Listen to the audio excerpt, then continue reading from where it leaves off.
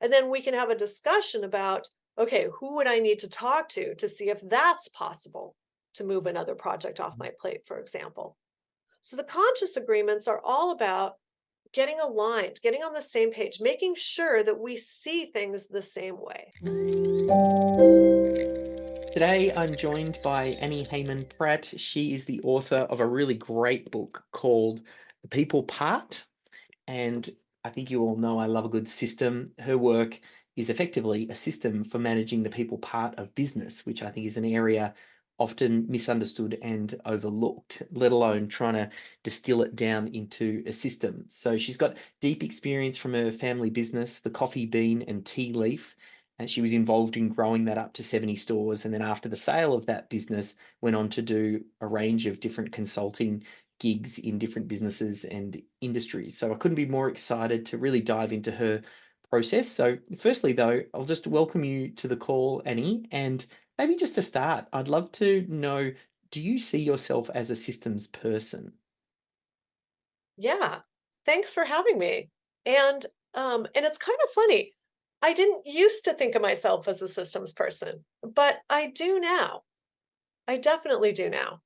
And I think of a systems as kind of like a great way to organize whatever your system is, to organize information or what you're doing in a way that you don't have to create it from scratch every time, right? Like you Yeah. don't have to rethink about it. And in that way, I think it's huge.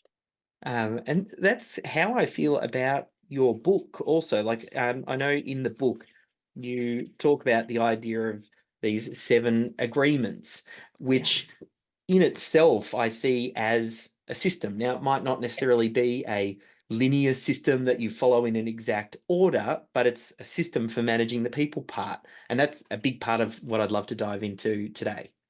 Yeah. Happy to do so. Maybe if we could go through each of the agreements, I'd love to try and pull out what you consider is, the essence or the most critical component of that. And maybe we could even talk about some of the tools that would help someone achieve that agreement. Yeah, for sure. Yeah, absolutely. And as kind of a precursor to that, why don't I start by just sharing how I think of agreements in a business and why I think, why I use the term agreements, why I think they're incredibly important for business, because I see agreements as how people work together to get results. Perfect. And and it's how would I say? When you're in business, everything's an agreement, whether you realize it or not. So when people start with a company and they accept a role, their role is the first agreement they make, right? It's like I Yeah. agree to work here and do a set of, take a set of responsibilities, do a bunch of tasks, and that's my first agreement. Some certain expectations are an agreement. A project plan is an agreement. Then we have explicit agreements, like when somebody delegates something, we're making an agreement. Like, I would like to transfer this set of responsibilities to you. Do you agree to take it on as a delegation? And so when I think about how people work together to get results and why I think agreements are so important is because agreements are two-way, meaning we need to realize as the person who's got the responsibility, who needs to get a result, we need to understand that we are making and renegotiating agreements all the time. So Hmm. it's like when I agree to participate in a project and there's a project plan, it's my responsibility. It's going to work best, I should say, if I take the responsibility of looking at this project plan and thinking, can I agree to this? Can I Hmm. actually do this? Because the person that's making the project plan is making that assumption. And if I am looking at it and I really can't do it, then what's going to happen? If I don't speak up and say something, then my boss is going to make an assumption that I'm good with it. We are going to, move down the path in the project and probably get to a point where there's a crisis because I finally am like, well, actually, I didn't think I could do it. And now I see I really can't do it. And now we have a problem. And so what we want business to run in agreements is because we want everybody to be thinking about for themselves, what am I agreeing to? Can I still do that? And every time we're going to bring on something new, change something, we have to rethink about all the other agreements we have, all Mm, the things that might need to change as well.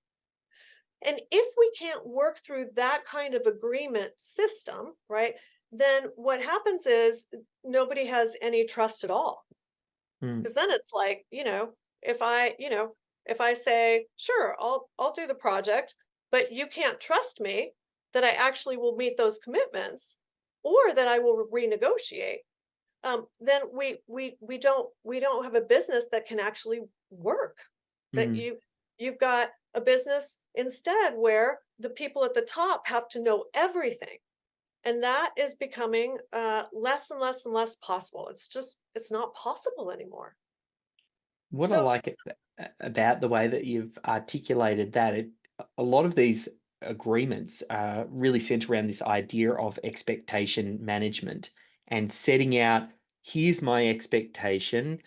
You're agreeing that, okay, now our yes, expectations are aligned, which then that's makes right. it much easier to manage further down the Yes, line. yes, it's almost impossible to manage without that. Yeah. It's And Yeah. when I look through the lens of our systems, processes, and policies, really, oftentimes a lot of staff handbook, policies, things like that, and systems are just the documented form of these agreements and expectations where you're Yes. saying, and here is how I expect this particular task to be complete, Yes. or here is how Yes. I expect you to operate in this situation based on our That's right. values. That's right. That's right. It's like we can't, we unfortunately we can't document everything, nor do we need to. Um, but we really need to just know that we are constantly making and remaking agreements. Mm, And one of the things that I find kind of interesting about agreements in business is, and I say this all the time, is agreements are not a promise. They're not a promise because agreements in business are always situational. Okay, so I guess there's some agreements or expectations that aren't exactly like, I agree to not steal. Okay, fine. We can call that one good as is. But most other agreements, like, like I'm going to finish this report on time, those are all situational.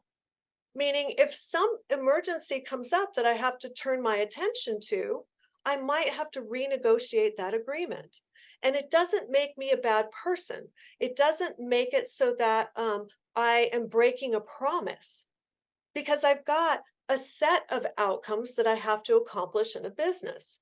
Like that's one of the things that I think is so important in business, and I think it's the second agreement, and that is that we are all clear what we're going for, what a win looks like, mm, because that's really what I am agreeing to, taking all the actions, doing everything I can to win this game, but I can't promise it. I can't promise it any more than a basketball player can promise to make any particular basket, yeah. right? They can do their best to try. They can take all the actions that we decided were going to be a great strategy, etc. And yet things can happen that make that outcome not go that way or make us have to change our plans. So, We yeah. touched on the second agreement there, so that might be a good Yes. segue to jump into the first agreement, which Yes. you've got learning self-leadership. Can you tell us a little bit about Yes. that one? And again, I really, because there's quite a bit in the book, my key here is to try and Yeah. find the critical component, or Yes. either an action or a tool or something that someone can get into place for that. So maybe we can start Yes. there. Absolutely. Absolutely. So the first agreement is that, we all agree, the people in the business agree to show up in self leadership instead of self protection. Okay. So I need to just explain what that is. And once I explain what it is, then it's pretty obvious. And self-protection is when we as human beings, because we're human, we aren't robots who have zero emotions. We actually, I think Brene Brown said it well, we actually are feeling beings who think. And we have a hard wiring. We have a part of our brain that is very old. It's very, some people call it the reptilian brain. And its sole purpose is to look for threats. Okay, to look for threats. And we can't turn it off. And so when we get triggered, so it could be anything from like, I smell smoke when I'm in a movie theater. Okay, that is gonna, my amygdala is gonna sense that and say, like, smoke should not be in a theater and you need to start running. Okay. And that's a kind of an extreme example. When we're in business or when we're working together with other people, I might see somebody like roll their eyes as I'm speaking, and that's a threat. My automatic way of processing it will right away say that's a threat and will put me into what we call emotional reactivity. So then as I'm speaking, now I'm no longer thinking about what am I trying to communicate to help everybody get an outcome here, but instead I'll be thinking, oh my gosh, does that person think I'm not smart? Are they not going to support me in this project? Are they saying bad things behind my back? Like now my focus is turned away from the work at hand and into me. Now I'm worried about me.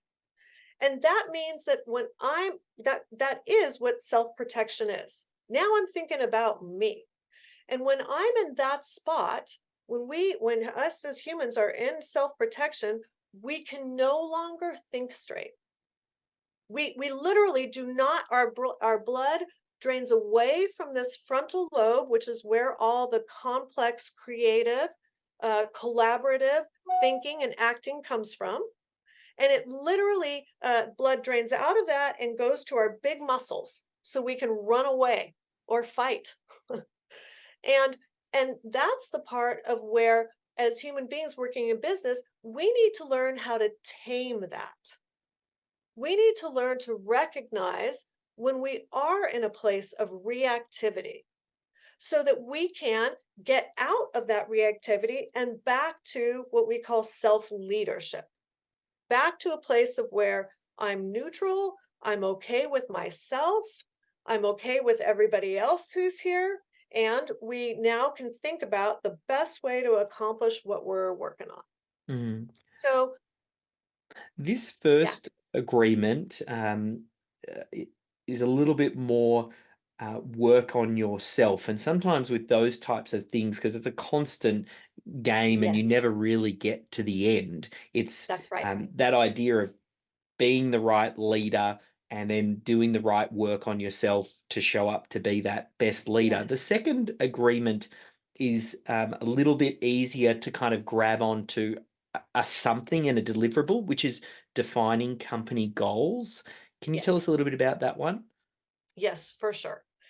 Yes. So, business is about people coming together to achieve goals, to achieve outcomes. And that's like, again, if I think of it like sports or performing arts or something, it's like that's the point. We come together in business not to just do personal and professional growth. That would be cool. That was all it was about, but it's not. It's we really come to business to achieve something. So, I mean, if you're working at a at a car manufacturer, your whole point is to produce really great cars that people love to drive, that are super well respected, and that that business can make enough money that it can keep operating, that it can have really great employees there. And so so the reason we need to understand what those goals are is because that's why we're coming together. And if people don't know the goals, it's like asking them to win a basketball game before teaching them the game.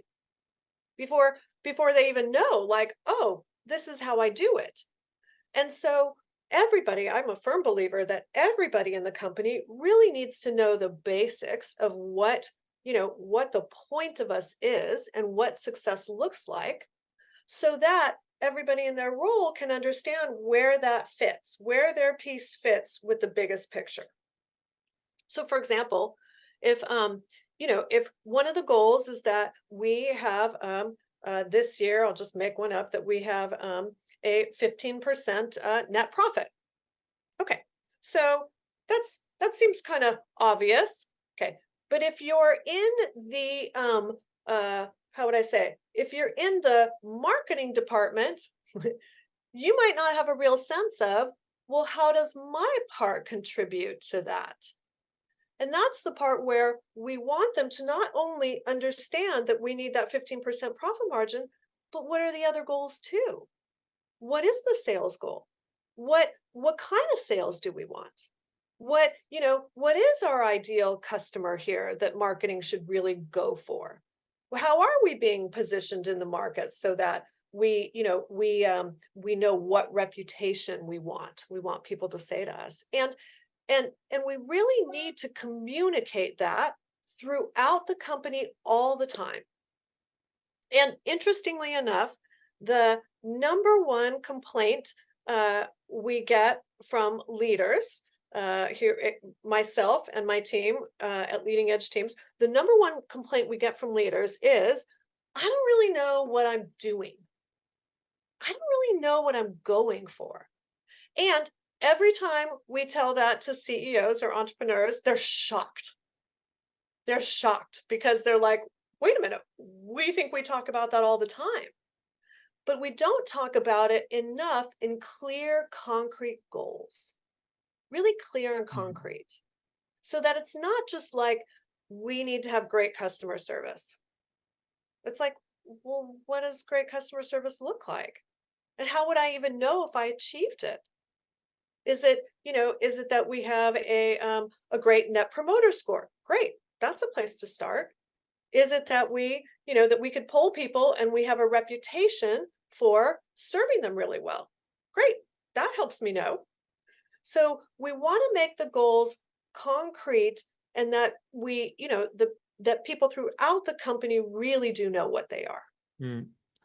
My systems brain can't help to go, "Ooh, what's the process here?" And I think the takeaway for defining your company goals is to find the rhythm and the method that works for your organization, where you Yes. set an annual plan and target for what we're going for. Then we'll break that down into a quarterly basis and then have that communicated through to individual team members so they can then say, and here's how I contribute towards that, and have the discussion of setting Exactly. targets and reviewing how we're going.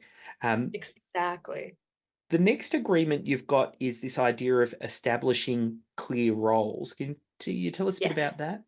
Yes, for sure. For sure. The first complaint we get from people is that they don't know what they're supposed to be doing, what their work should produce. The second complaint we get is, I don't know my part. I don't know really what I should be doing here.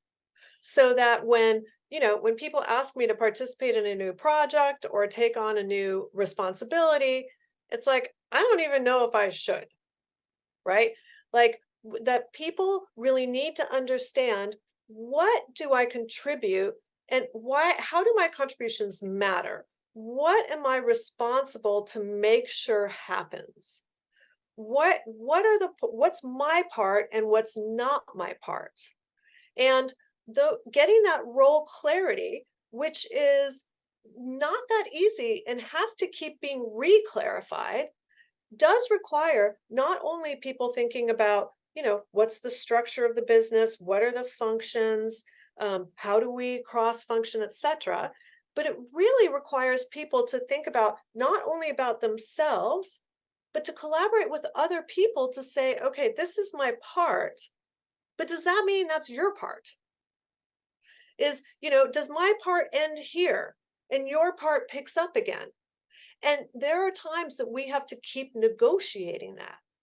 because as the business changes, our roles need to change along with it. Mm. Probably a key component of that would be having position descriptions in place that Yes. articulate what is it that you're here to do and how do we Yes. measure success in that role. Exactly, exactly. And in fact, I think of it as in a role description, I think of it as having two main parts. The first main part is responsibilities and tasks, kind of like overall responsibilities. But the second part is success criteria, right? Mm. That's how do I know if I'm successful?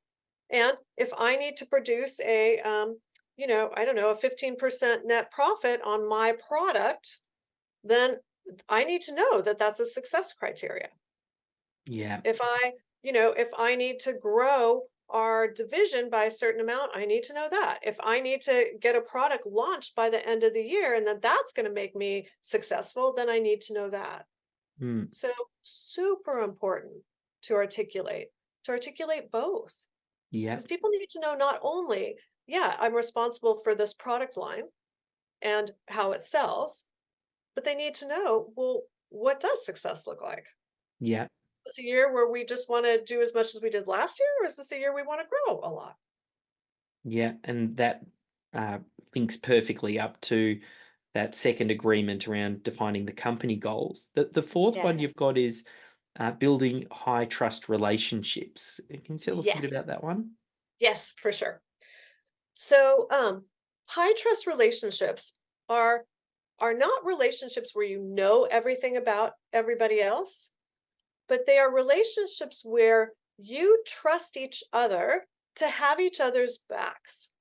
Meaning that I can trust that my coworker, when they are making decisions, when they are changing plans, etc., that they will think about how that impacts me, that they won't just take an action that they know might hamper my ability to do a good job in my role without talking with me, without negotiating it. That I don't have to watch my own back because that takes, oh my gosh, the amount of energy it takes for people to watch their own backs, it's like they can't do, even a tenth of their job when they're obsessed about how am I doing? Who's kind of after me? Who do I Yeah. need to worry about here? And instead, we want those high trust relationships to be I can focus forward. And anytime I make a change, I know I'm going to think about who I impact and include them so that and trust that everybody else is going to do that too. Mm, And that it basically it gives back everybody so much time because again, they don't have to think about who might be doing something that's hurting me, mm, which is, kind of goes back to the first agreement of we can't be in self-protection. We can't be having those thoughts all the time of, well, I'm kind of worried that this person's going to undercut me and, compete against me in our own company. We need to get ourselves to a place where we really trust each other. And part of it is by making those kinds of behaviors, those kinds of agreements explicit that we say that, right? That we have a standard, kind of an operating standard. We call them success standards, where we know that if you're expected to reach out to me if you're going to make a decision that is going to impact me in a big way, in a meaningful way. yeah. There's probably a couple of different ways that we can tick and help to improve this particular agreement. Obviously, things like getting company values clear and Yes, everybody on the same page around yes, mutual respect and how you engage with each other. Then there's probably yes, other components around your meeting cadence and how frequently you're meeting with the team members to build up that trust and to reach a yes, level of understanding. Obviously, there's potentially some regular meetings or whether or not annual planning or quarterly planning, like again, depending on the role, there would probably be different ways to build that. Um, the next one you've got here is this idea of agreement number 5, making conscious agreements. How does that Yes. one fit into the mix? Yes. So that one is all about getting clear on what you really have on your plate, what your responsibilities really are, that you have the responsibility to clarify those so that you can be counted on, so that you can renegotiate when you need to. So, for example, um, if I agree to a project plan, and again, like a project is something that I think of as coming like right from the goals, right? Goals break down into kind of sub goals, and those sub goals turn into projects and plans. And so if I'm agreeing to a project, okay, and and in this project plan, it's really not clear about the timeline. It's like, just we're anticipating that we'll get done sometime before the end of the year.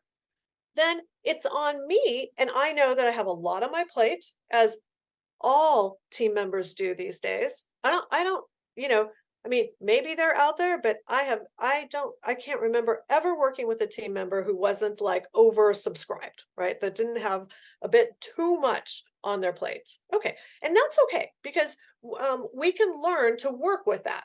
That's okay. But what we can't do is if we don't understand the what things take, if we don't understand what's expected, then we can't go into it and make conscious renegotiations. We can't make real commitments.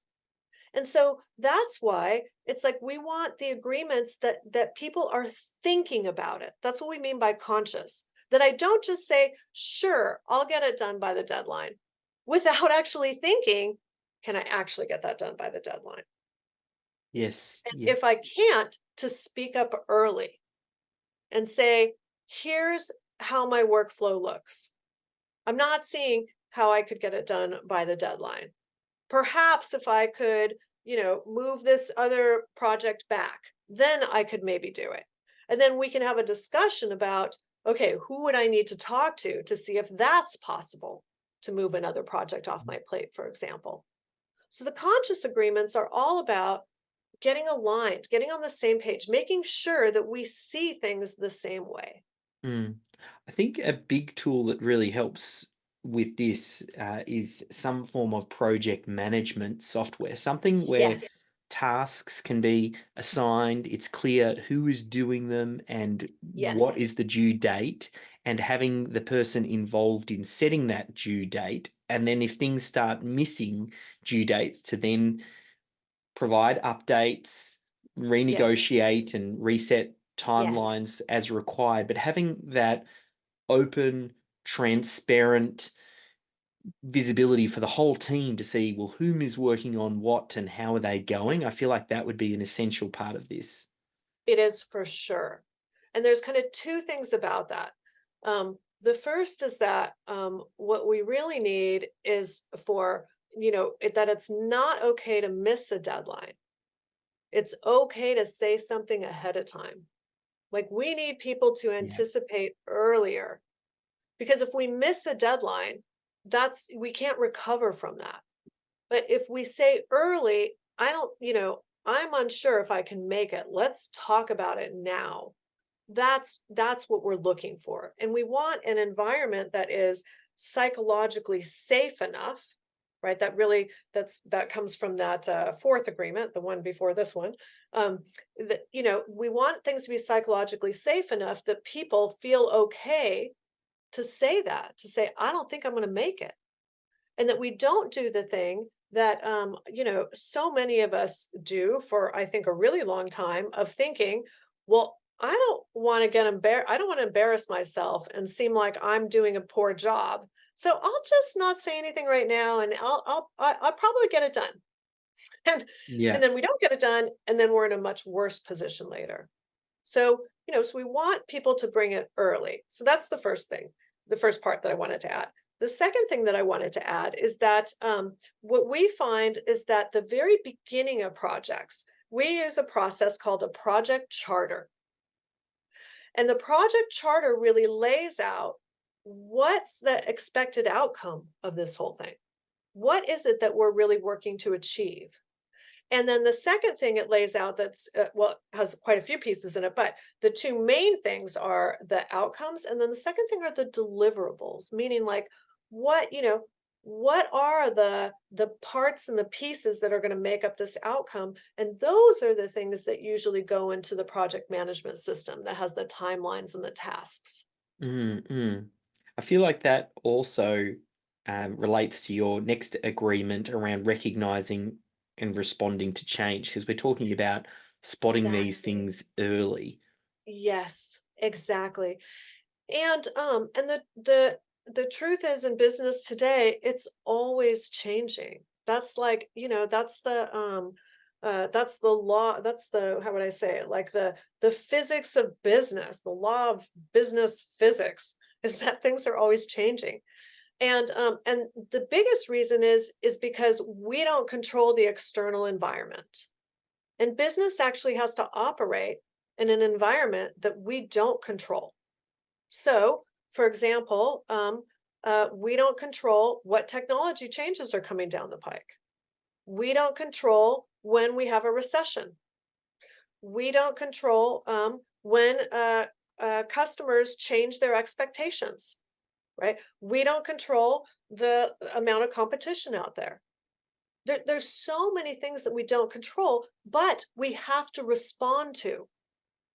We don't control it, and yet here it is. Here's the pandemic. That's sort of like the mother of all change, I think of as a recent example, right? Here's the pandemic, and guess what? We have to respond. We have to do something different. And so to know that how we work with change, how to, knowing that we this is just always going to be part of it is super important. Mm. Is super important because otherwise we're going to be eternally frustrated that things can't, that things just won't stay the same and they won't. And not only does the environment change, but we change. Yeah, definitely looking at all of the agreements so far, a lot of it has to do with shaping that company culture, setting appropriate standards. Yes. How do we engage? What do we all consider is fair and reasonable? The last Yes. one is the agreement of creating your company culture. How do you Yes. think about that? Because I kind of feel like Yes. the other agreements, they're all contributing to this. They are. They're all contributing to it for sure. And I think of company culture as your habitual agreements, your habits, how you know that people are going to behave in your company. Okay, so every company has a culture, whether you know what it is or not, it's there. And it has kind of explicit rules of the culture and understood rules of the culture. So for example, when I was working with my family business, one of the understood rules of the culture was no complaining ever. So that was my father. It's like, you cannot bring me a complaint. That just won't ever work. You can bring me a suggestion, but you can't just shoot down something. You can't just say it won't work. You can't say that you're all overwhelmed. Whatever it is, you got to bring me something I can really work with here. Okay. So if you think about companies that you work in, it's like you know some things.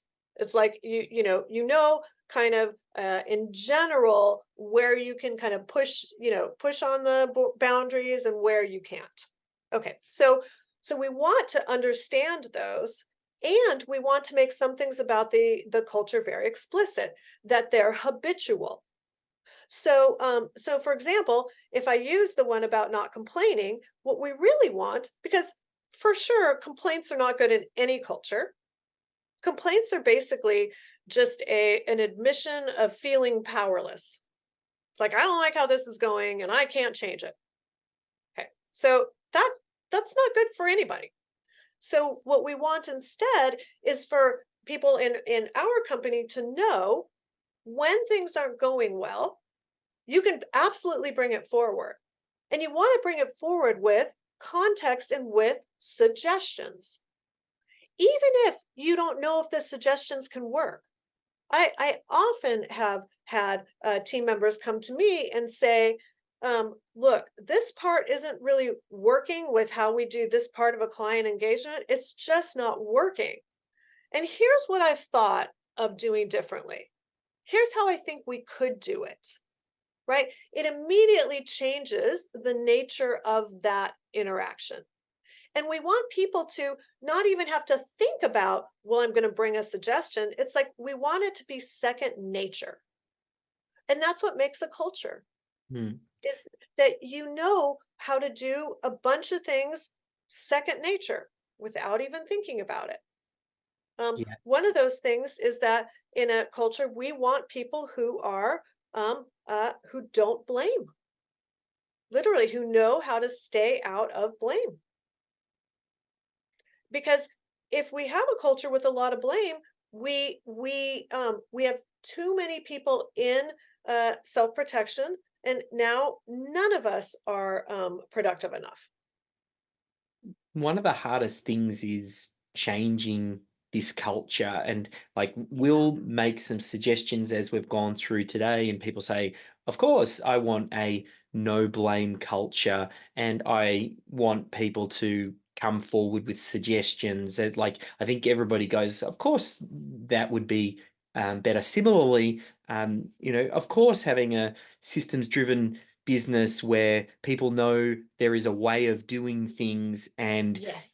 it is documented and I can follow process. Actually getting to that, I'd be keen for your thoughts on what are some things you can start to do to make changes in culture? Yes. Yes. So, one of the first things you can do really is to make, not to go crazy and start with everything, but to start with some key things that you make explicit.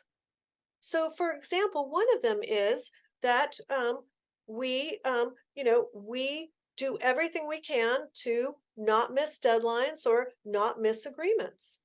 That we literally write an agreement out that says, I agree to do my very best to bring things up early. And that when I can't bring it up early, here's how we could recover from that.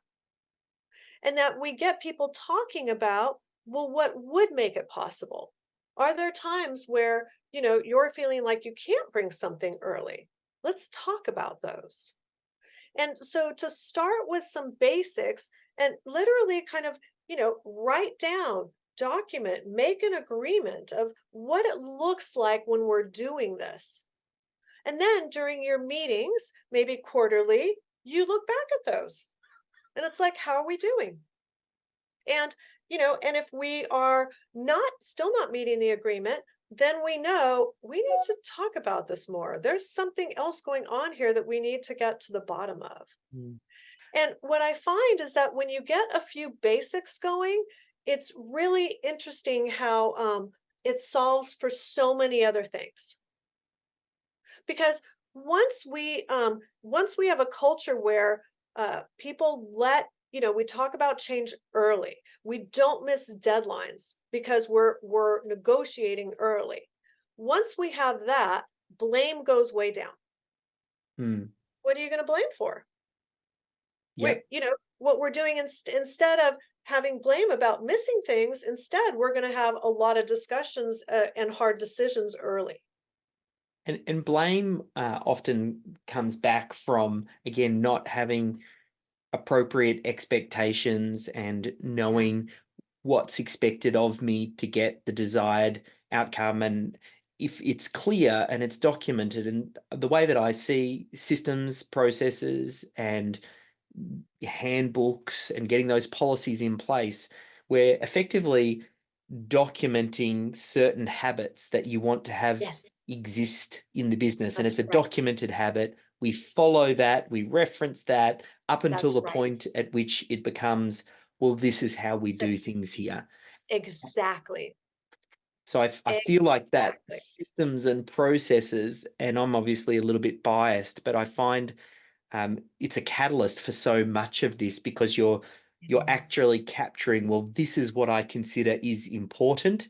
Now I've put it out there. There is no room for confusion. And if Right. something goes against it, next time I can point to that thing in the handbook or the system and said, Yes. look, it's outlined here. Next time Right. you need to have the What system happened? handy, or yeah, what Right. what happened? Exactly Yes. right. Yeah. And then, and then we have something real to talk about. Because otherwise, when, people make excuses and they're like, "Well, I didn't know I was supposed to do it that way." Like, you're like kind of back at square one again. Instead Yeah. of getting to talk about, "Oh my gosh, I can see how you had two things totally conflicting on your plate and you weren't so comfortable bringing it up early. How can we solve that?" 'Cause Yes. that's what you're really going for, is not that you're never gonna have issues, that everybody's gonna do everything right. It's more that you're gonna have the right things to solve for. It's again, I think of it kind of not that different than sports. It's if and I talk about basketball because I think it's an incredibly simple game to explain and to watch. Um, but in basketball, you have a game, a game strategy. You have your all your skills down. No professional basketball player has to think about how they pass the ball anymore. Like, they've got that down. Okay. But not every pass actually completes. But since they have a strategy and since they know how to pass the ball, when it doesn't complete, they have a sense of like, oh, what's at stake? Now, what should I do? Now, what should we talk about in the timeout? What we Yeah. don't want to be talking about in the timeout is like, you didn't pass the ball the right way. That we can't talk about, right? It's like, Yeah. it's too late It's to too talk late. about that. We're playing the game. So Yeah. so we need to be talking about, "Oh my gosh, they had a guy that was in a position to steal it that we didn't anticipate. How are we gonna respond to that?" Yeah. I think So I love the seven agreements and how it kind of identifies key areas in this people part. I know we covered the first one was learning self leadership. A lot of that is that ongoing continual improvement. yes, We talked about defining the company goals, which thinking about your cadence and how often are you doing that and how is that communicated. Establishing clear roles, they would be position descriptions and then also yes, relating what the individual needs to do to help contribute to those company goals. The building yeah, high trust relationships, a lot to do with thinking about how often you're meeting with people and how you build trust. Making conscious agreements, and we talked about using project management tool as a way to get clear visibility and transparency for the team, recognizing and responding to change. And we also finished up with the creating the company culture and kind of touched on a few yeah, things there, but really how systems, processes, policies underpin a lot of that because you're making the non sometimes things that haven't been verbally said, right. and just bringing it front and center and saying, here are my expectations and standards. Um, Yes, I know the yes, book goes into a lot more detail in each one of those. Um, yeah, yeah, in sort of the tail end, if people want to find out a little bit more about your work, I'll pop a link so they can get the book yeah, from Amazon. yeah. And also, where's the best place to send people if they want to go a little bit deeper? Yeah, to our website, which is leading edge teams with a S, .com. And But you can find us there. There is a really great leadership quiz right on the homepage that people that get people off to a good start, I think, with how we think about leadership and from from our point of view. And yeah, and the book is uh, the when I wrote the book, I really wanted people to have what I think are the the basics, the foundation of a great team, of having a business where the team operates the business. where you don't have just, one executive or one entrepreneur who has to control everything. It's like, that the team is the one who is are actually producing the outcomes. And that's when you get the biggest results. Yeah, I think, and that's what spoke to me with your book as well. Like again, I feel like it's a very under addressed area. So a huge thank you for your shares and time today. Thank you.